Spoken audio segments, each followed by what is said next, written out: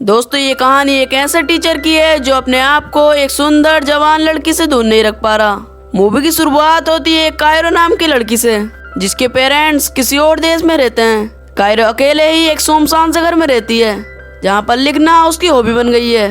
अब जंगलों में होते हुए कायरो अपनी क्लास में पहुँचती है, जहाँ पर उसे जोनाथन मिलर मिलता है। जोनाथन एक मिडिल अर्थ आदमी है, जो कि एक सक्सेसफुल राइटर तो बन नहीं पाया, इसलिए वो एक टीचर बन गया।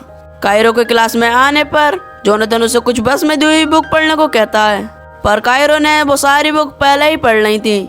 और तभी वहाँ पर एक लड़की और आती है जिसका नाम बिनी होता है, जो कि क्लास में स्टूडेंट होने के साथ साथ कायरो की दोस्त भी है। अब वो दोनों कुछ खाने के लिए बाहर चले जाते हैं, और तभी जोनाथन को कायरो के सामान में एक अडल्ट बुक दिखती है। अब जोनाथन का दोस्त मोरिस भी वहाँ पर आ जाता है, और वो जोनाथन से वो अडल्ट बुक लेकर उसे पढ़ने लगता है। मोरिस और जोनाथन कायरो के पास जोनाथन की एक बुक की कॉपी देखकर चौंक गए। और रात को जोनाथन की वाइफ, जिसका नाम बी होता है, वो अपने काम में बिजी होती है।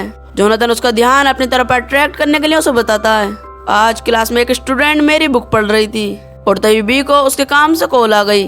कॉल के बाद बी और जोनाथन साथ में ड्रिंक करते हैं। वो धीरे धीरे बहुत ज्यादा करीब आ जाते हैं, और तभी बी को फिर से कॉल आ जाती है, और जोनाथन एक बार फिर से ऐसे ही रह गया।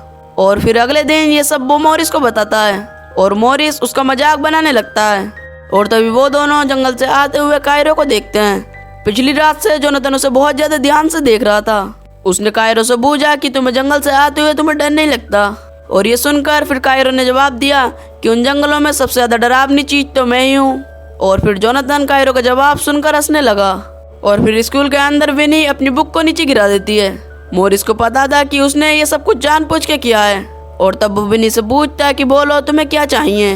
और विनी जानबूझ के मोरिस को छेड़ रही थी, और यही चीज कायरो ने भी देखी। कायरो विनी से कहती है कि तुम तो बिल्कुल ही पागल हो। और फिर इसके बाद वो दोनों कायरो के घर जाते हैं। कायरो यहाँ पर अपने कॉलेज एडमिशन के एक क्वेश्चन से परेशान थी, जिसमें उसे अपनी लाइफ की सबसे बड़ी अचीवमेंट के बारे में बताना है।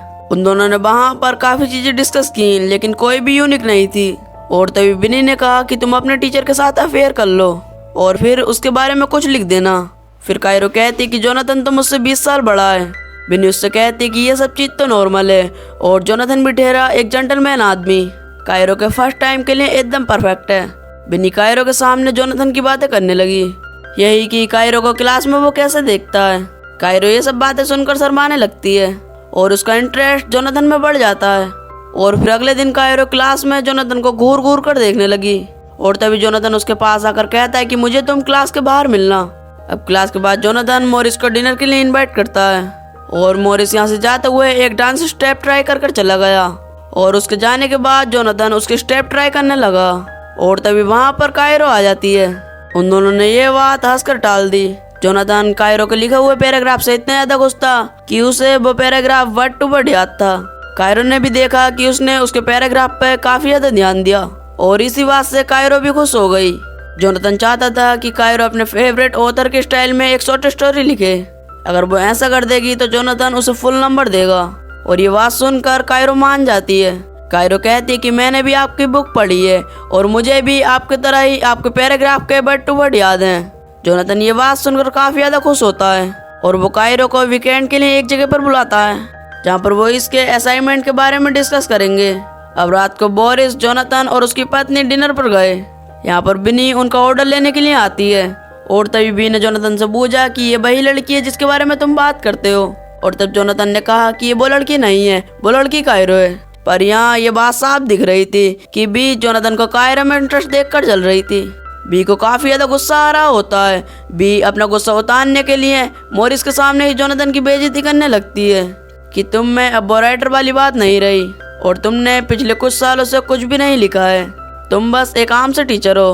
अब वीकेंड पर कायरो जोनाथन की बताई हुई जगह पर गई, और तभी जोनाथन उसके पास में आकर बैठता है। और तभी वहाँ पर एक आदमी पोयम पढ़ने लगता है। जोनाथन वो पोयम बहुत ही ज्यादा ध्यान से सुन रहा था। पोयम के बाद कायरो ने बाहर एक सिगरेट जलाई, और जोनाथन भी उसके साथ सिगरेट को शेयर करने लगा। अब अगले दिन कायरो जोनाथन के सामने एक हॉट से कपड़े पहनकर आती है, और जब बोरिस ने उसके बारे में पूछा तो कायरो ने कुछ भी जवाब नहीं दिया। और जब बोरिस वहां से चला गया तो कायरो जोनाथन के साथ बैठकर बातें करने लगती है। अब उन दोनों की करीबियां काफी ज्यादा बढ़ रही थी। और फिर इसके बाद जोनाथन क्लास में जा रहा था और तभी उसकी वाइफ का एक मैसेज आया कहीं घूमने चलने के लिए। क्लास के अंदर कायरो जोनाथन को अपने फेवरेट ऑथर के बारे में बताती है और जिसके स्टाइल में वो स्टोरी लिखेगी, मगर जोनाथन अपने घर जाने की जल्दी में था तो उसने जल्दी में ही हामी भर दी। उसके बाद बिनी जोनाथन के टेबल पर चढ़कर कायरो को चिढ़ाने लगती है और तभी जोनाथन को मिलने के लिए वहाँ पर बोरिस आता है। बिनी बोरिस को भी छेड़ने लगती है, वो उसका फोन अपने कपड़ों में डाल लेती है, पर यहाँ पर कायरो को अपना फोन नहीं मिल रहा था। दूसरी तरफ जोनाथन का उसकी वाइफ के साथ जाने का प्लान कैंसिल हो गया था क्योंकि वो दोनों अपने अपने काम में बिजी थे। और तभी जोनाथन को कायरो को कॉल आता है। दरअसल जोनाथन कायरो का फोन अपने बैग में गलती से ले आया था। जोनाथन और उसकी वाइफ का प्लान वैसे ही कैंसिल हो गया था तो जोनाथन उसका फोन देने के लिए निकल जाता है और जैसे ही वो कायरो के घर के बाहर पहुंचता है वहां पर बारिश होने लगती है।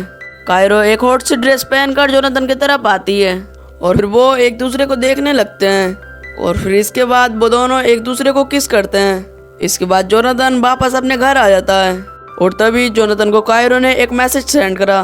जोनाथन की वाइफ कहती है कि तुम्हारे यहाँ होते हुए मैं अपना काम नहीं कर पा रही, तो जोनाथन वहाँ से उठकर अपने एक छोटे से कैबिन में चला गया।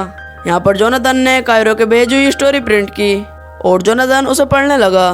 दरअसल दोस्तों ये एक अडल्ट स्टोरी है जिसमें जोनाथन और कायरो की बात की गई है। जोनाथन इसे देखकर एक्साइटेड हो गया। फिर अगले दिन जोनाथन क्लास में जाता है। फिर जोनाथन कायरो को वैसे नहीं बुलाता जैसे पहले बुलाया करता था। कायरो ने पूछा कि ये आपको क्या हुआ। जोनाथन कहता है कि उसे उसकी स्टोरी बिल्कुल भी पसंद नहीं आई, उसमें बहुत ज्यादा गलत चीजें लिखी हुई थी।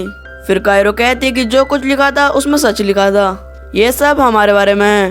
फिर जोनाथन मना कर देता है। जोनाथन कहता है कि हमारे बीच में कुछ भी नहीं है, हम दोनों एक टीचर और एक स्टूडेंट हैं और कुछ भी नहीं।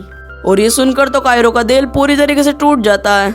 फिर जोनाथन कहता है कि ये सब नहीं तो दोबारा लिखो वरना मैं तुम्हें फेल कर दूंगा। फिर कायरो कहती है कि मेरी स्टोरी एकदम परफेक्ट है, तुम बस डर रहे हो, जो मैं नहीं लिख पाया वो तुमने लिख दिया। कायरो जोनाथन को नीचे दिखाने के लिए उसे एक बेकार राइटर कह देती है। कायरो जोनाथन से कह देती है कि अगर तुम्हें दम है तो मुझे फेल करके दिखाओ। कायरो रोते हुए घर जाकर बिनी के साथ ड्रिंक करने लगती है।